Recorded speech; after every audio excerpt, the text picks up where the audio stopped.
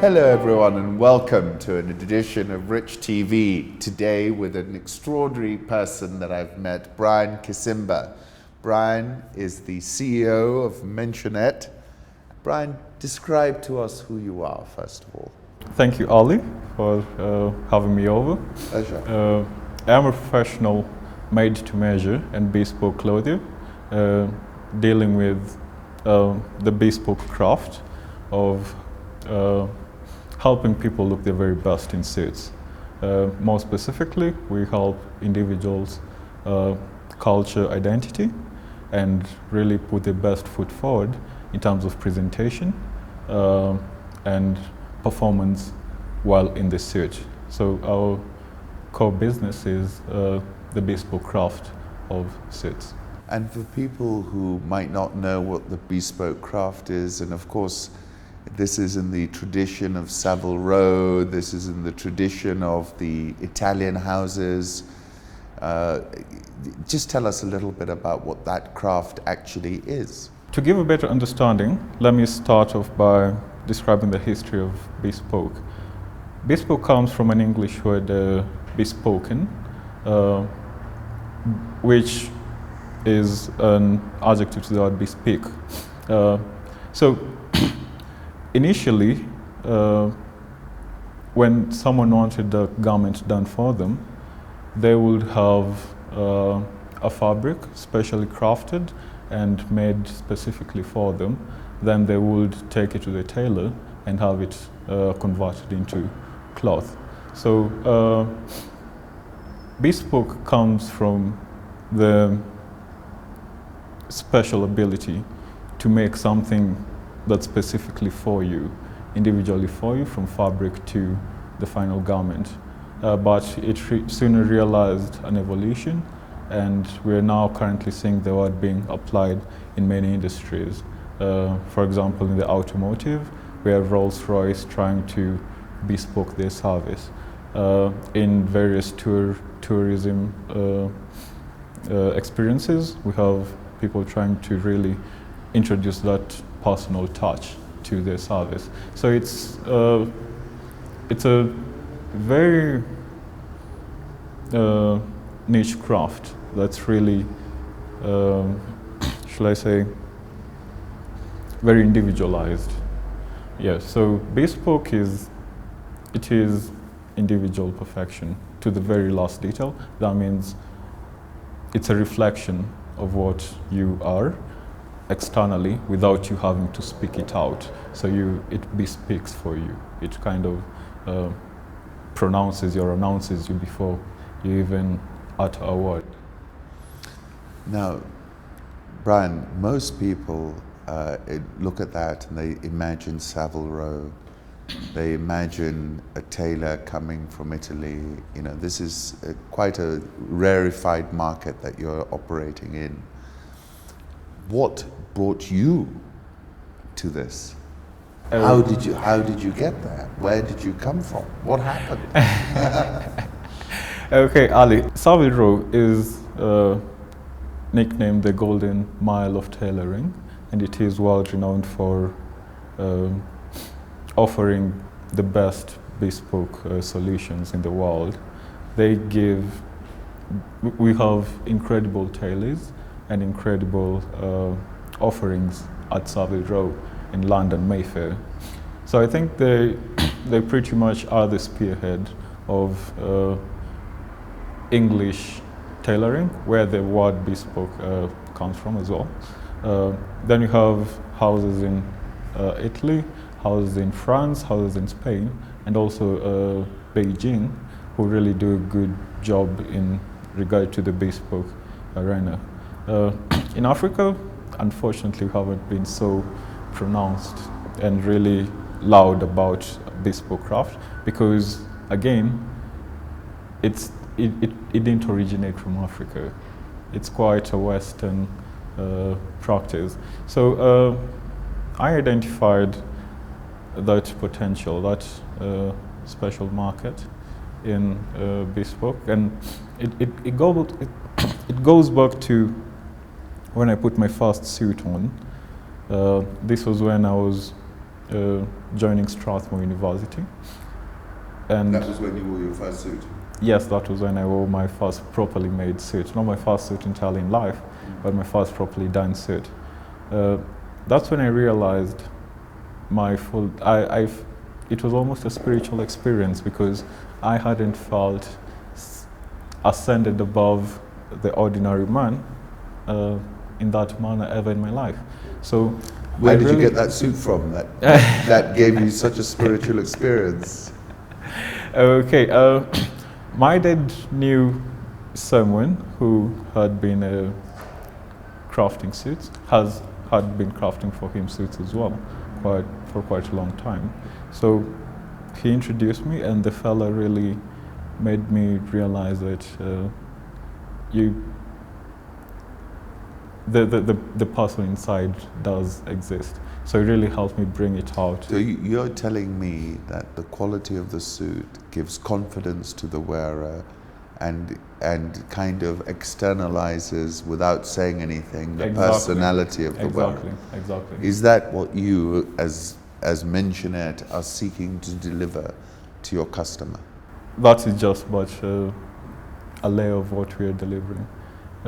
Ever since my first suit, I dived into exploring the market, really gathering the correct insight around the bespoke world, and I really wanted to find out more about the suit as a garment, and specifically the suit and nothing else, not shoes, not shirts, just the suit, because the impact it had on me was really phenomenal. So I went into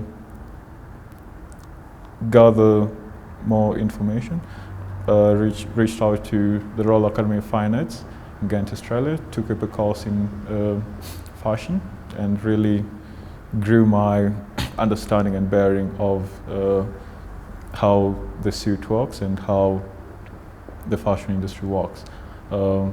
Then later on, I decided to start a company, Menshionette Suits, to specifically help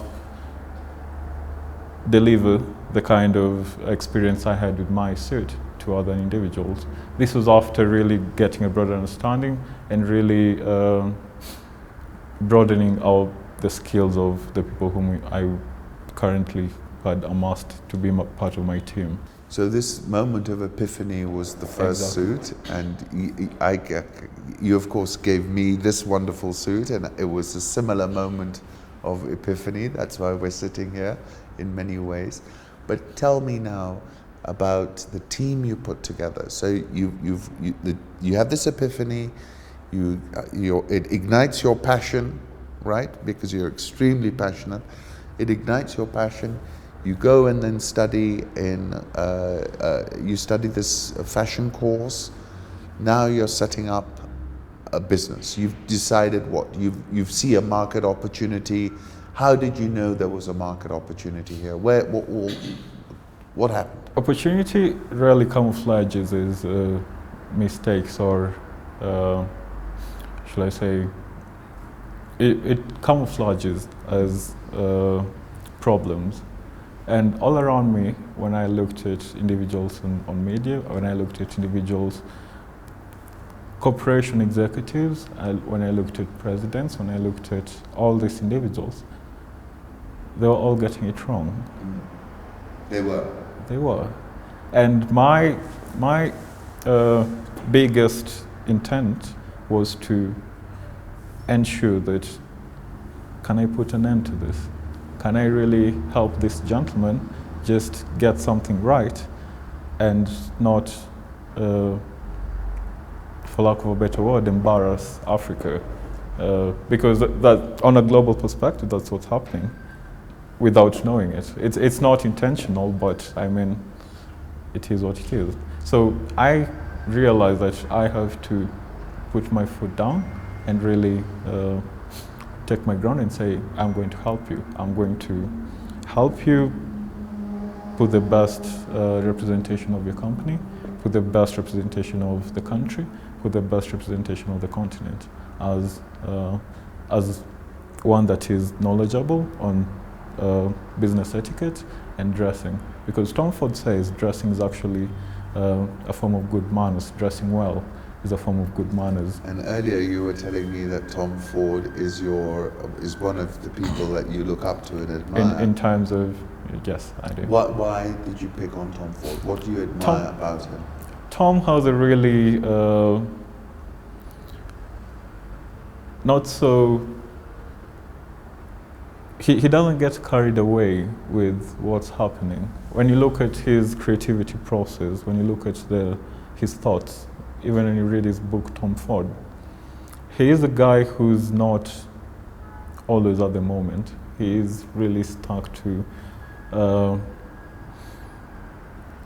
He has a historical feel to him, which really I find quite timeless, and that's why I personally find him really, really an important piece in the fashion industry, because not everyone is forward.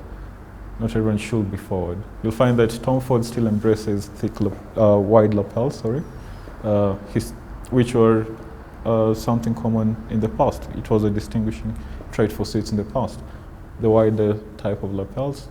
Today we're seeing something more slim, more trendy, which really kills the essence of the suit, because when it messes up the silhouette of the wearer when you have really variances beyond certain limits. So when you take the lapel, make it so thin, by lapel I mean the collar,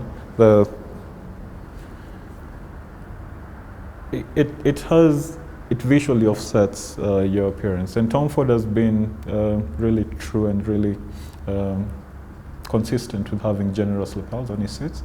And from a fashion perspective, I think he's one of the individuals to look out for in terms of, and his fit is not also the really trim. He is really relaxed, and I'd say really knowledgeable of what he is doing, and really true to what he's doing. Bespoke tailoring requires very highly qualified tailors. I know. It's not just you turning up for the interview. You don't just wake up and run a bespoke shop. So tell me what you're doing running a bespoke shop. Who have you got? What's behind Brian? Menshionette, I'd say it's a company infused with a lot of passion from our team to even me myself as the face of the brand. I'd say passion is very eccentric to us. It's really at the center of everything we do. So from sourcing to applying this available skill set, we have been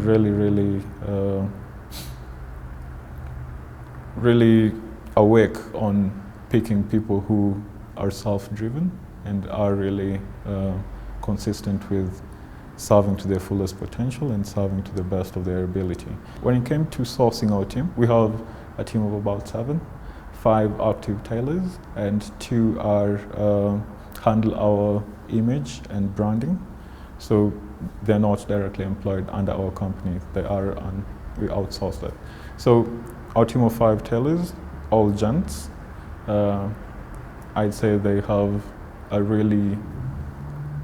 been tailoring for more than 30 years, and I actually walked in on them tailoring, and I said, look guys, you know what, you're really good at your craft, you've been doing this for quite a long time, and I think there is a higher level to be reached.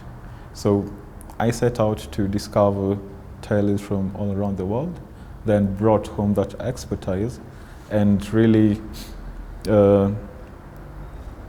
introduced it to these individuals, and through our learning and sharing program, we were able to invite tailors from Italy. We were able to invite a tailor from Savile Row to come in and explain to our tailors who have been tailoring for quite a number of years, this is what you've been doing wrong, just alter it a bit, make it this way, and you have world-class results. Because converting an individual who has been in the industry and really knows what's already happening, getting them in line with what's even perfect is easier than training someone afresh. So that, I think, was our winning point, that we're able to get people who are really experienced, then add on better experience to them and really have them scale up to now what is world-class skill. So it's really about taking the best and making it better. That really is our philosophy. So bringing in a world perspective locally, then infusing it into our brand so that we are able to handle Italian style really well. Which is very different. Which is very, very different from the English style. And we have a diverse understanding of both worlds. What you'll find available locally will often be either one which is entirely Italian or one which is entirely English. But we have been able to find understanding of both and quite a bit, gain a very good bearing of what happens on both worlds. So I think it's really, and also having the know-how locally available. And it's more advantageous for us because we don't have to all the time be dependent on, because the one thing that you can learn and it can yield you immense turnover, I'd say it's skill. Skill is the most important thing. You can't, if you have the skill, then you're good to go. So that has been really our special advantage. Having the craft brought in locally, mastered to our special suiting. You must be the only indigenous brand doing such an enterprise. You're really at the cutting edge of this whole textile industry, right? I believe I am. The closest I know of is in South Africa. He is called Makhanya, tailored. He runs the LM tailored suits label. The next one I know is in Tanzania, and this one makes for Raila Odinga. That is Sheria Ngowi. He is also quite. He's dressing Raila. Yes, Raila Odinga. So these are people whom I'd say on the continent I can say we are free. The ones that you know of. Of course, there are more in other countries. But these are the guys whom I can say we are matching up to that really world-class level of bespoke tailoring. So it is quite a narrowed down market because it requires a lot to tap into this market. The investment is really quite immense in terms of time, in terms of the dedication to it. It's really a passion journey. It's really, and it requires a tough stomach. I'm not going to ask you who your clients are because the nature of bespoke is that the suit will probably speak to the client being yours. But go on, tell us some little gossip about somebody or something that you've done that is not indiscreet. Okay. Most of our clients are pretty high level. They're pretty, let's say, contained and very secretive. They're very discreet individuals, and they don't like to have the matters, especially in regard to the apparel, being spread out like wildfire, because they're really at the core, at the eye of media. Let me reference to an international example. That way I can't be, yes. I won't have stones thrown at me after this. So Donald Trump, actually, and it's quite controversial. Yes. So he's quite a figure, but the way he presents himself is not the way someone of such a status is expected to present himself. Exactly. So, and Americans aren't quiet about it. Yes. They are not. They aren't. They're really loud about how their president is really not putting his best foot forward in terms of dressing. So for him it's worked counterintuitively. They feel a bigger connection with him. Exactly. Yeah. So he when you observe his style, he always gets something wrong. Always. Yes, the tie is too long. The tie is too long, and he always does the red tie, always too long. The reason for that is that he wears Italian ties, but Italian ties, they're cut a little bit longer than the normal tie. So, because Italians love a bigger knot, but he's taking an Italian tie and tying it with a normal knot. So it's much longer. I never knew that. Exactly. That's the reason, is it? That's the reason. Then his suits are normally, most of the time, they'll be a boxy fit. They're not tailored suits. They are tailored suits. They are. But his tailor there's something his tailor isn't doing that even the world can notice.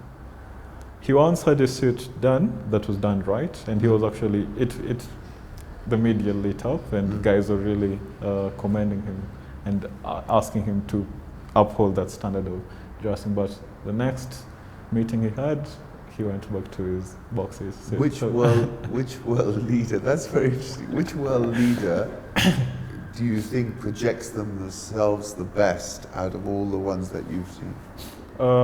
I'd say our President Uhuru Kenyatta, is really, he has an understanding of what good style is. And I won't disclose why, but I think he presents himself really comparatively well. If you compare him to presidents like Museveni, who always has something off with his pants. With his pants? Yes, he always has. Okay, the fit of his suit is, I mean, it's, I don't want to rank it, but okay. You're getting what I'm saying. It's not the very best of what you'd expect from in Africa. Then who you're saying? Our president. Our president is. And not only suits, he has also those very dramatic shirts. Yes, silk shirts, and he really puts forth. I think he is a good presentation for Africa, and also we have the man up north in Ethiopia. Yes, Abiy is also doing really well in terms of suit. Only that his suits are normally a bit too long on the cuff.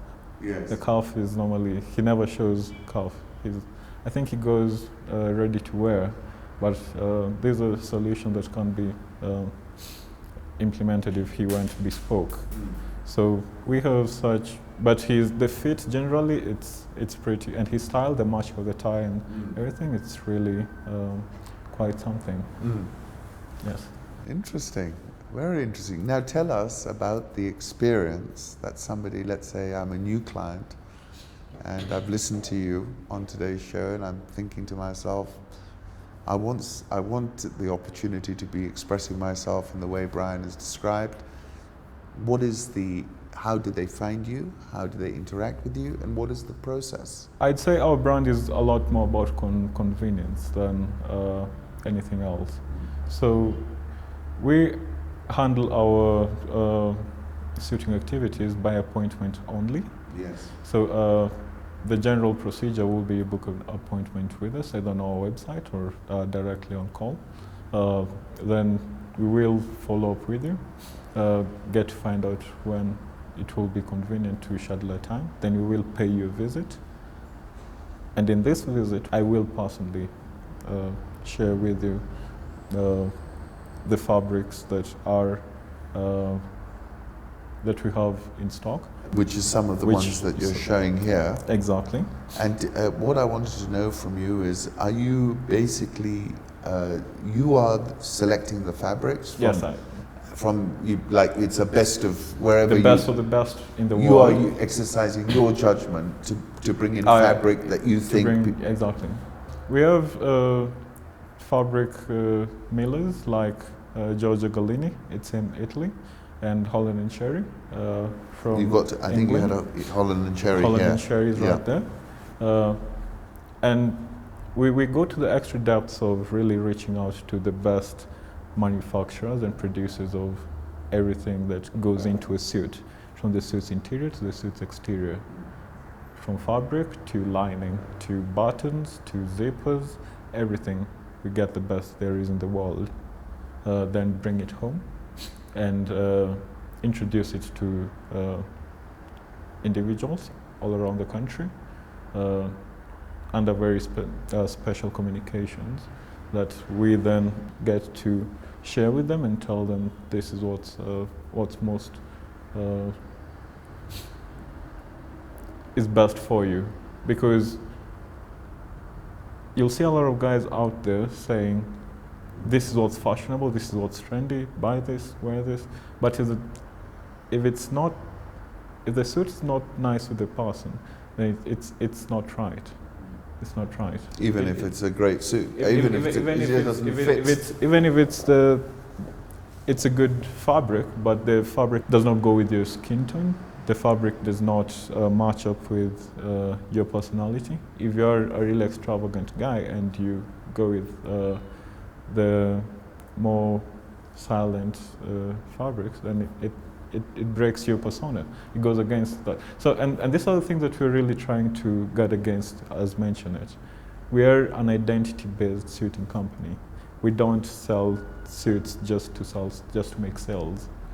We are more about having the discussion with the client, getting to understand him, getting to actually look him up and really notice what problems he's meeting, what are the challenges he's facing, then tailoring something specific to that to address it more precisely. So we're really more, it's a personalized experience, a personalized journey. How long does it take from start to finish to get this? About 8 weeks. 8 weeks. 8 maximum, but I'd say 6 to 8 weeks, depending on the waiting line and also the urgency of the suit. So it's really quite, it's involving.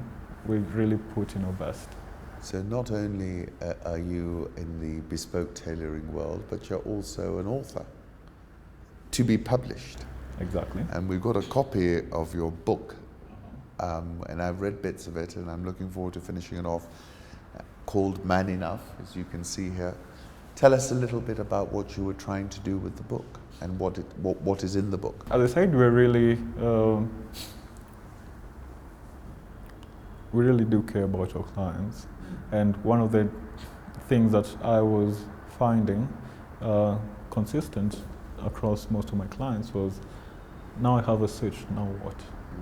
Yes, I have the best suit there is in the country. Yes, I have the best, it's made from the best fabrics in the world, but now what? How do I go around choosing a tie? How do I go around presenting myself, owning it per se as I am? How do I go about really giving my best shot when I'm in your suit? So I went on to apply my expert analysis and my expert knowledge into this book, Man Enough, to really sum up and give a wholesome accumulation of secrets that people can use to be intimidating in a suit. Not just be in a suit, but walk in a room and know that you're the shot in the room, the only shot in the room.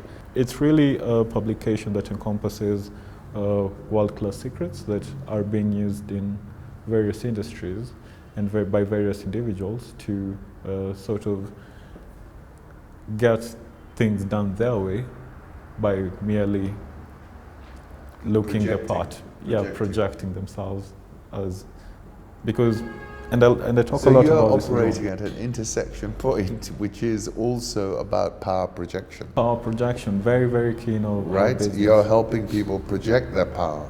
Exactly, in ways that they themselves. So sometimes people tell me, Brian, I wear a suit and they feel like I'm the Missouri about to dock. That was a battleship in America, because every time they walk into a room, everyone is just finished that entirely. So it's really about helping them also handle that power in a way that acts to guarantee that they will close that deal, they will move forward with that investment, they will get that interview done, they will get that, just be the best version of themselves that they can be. Today we haven't got time to explore. You were explaining to me these various categorizations of wool. The super numbers. The super numbers, and telling me it's all about the diameter and the stretch. I mean, these are fascinating nuances and granularity I never considered, but you were educating me. We'll have to do that another time.